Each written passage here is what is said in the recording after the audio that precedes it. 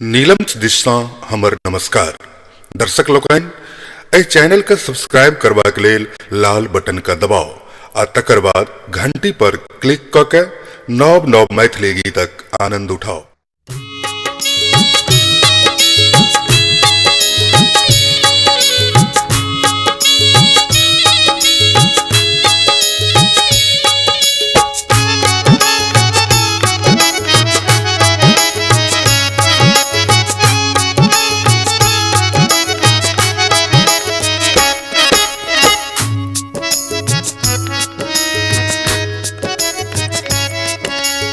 आजुक ई समस्या से दबल जिंदगी में लोग हरि के स्मरण बाबा शंकर के स्मरण भूल गेल छै आ तें एतेक कष्ट भोग रहल छै। कलयुग में कहल गेल शास्त्रोक्त वचन है, पुराण में ई वचन आयल कि जे क्यों बाबा शंकर के स्मरण करता सद्य हुनका फल भेटतन और सब कष्ट से ओ मुक्त भ जेता। तें सब क्यों मिल के आओ और बाबा शंकर के भजन करू, कीर्तन करू, स्मरण करू, जाहि से लौकिक ओ पारलौकिक कष्ट से मुक्त है। आओ सब क्यों मिल के भजन करी।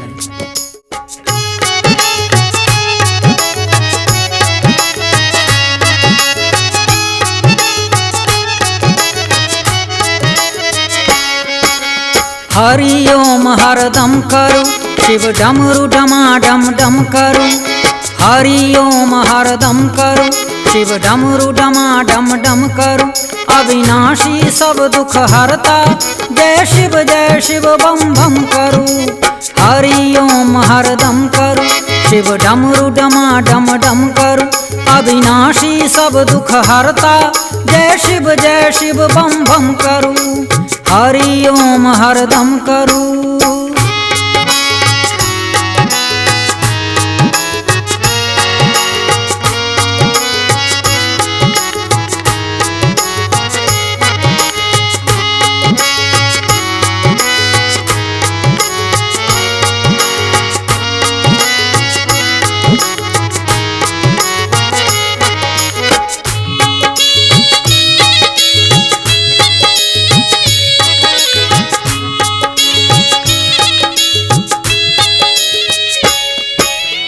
निर्धन निर्बल परम व्याकुल, पड़ल विपत्तिया भारी।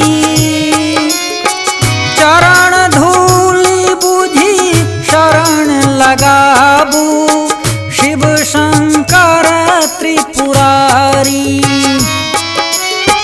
निर्धन निर्बल परम व्याकुल, पड़ल विपत्तिया भारी। चरण धूलि बुझि शरण लगाबू, शिव शंकर त्रिपुरारी। हे नाथ भक्त पर ध्यान धरू, दिन दुखिया के कल्याण करू। हे नाथ भक्त पर ध्यान धरू, दिन दुखिया के कल्याण करू। अविनाशी सब दुख हरता, जय शिव बम बम करू। हरि ओम हरदम करू, शिव डमरू डमा डम डम करू। अविनाशी सब दुख हरता, जय शिव बम बम करू। हरि ओम हरदम करू।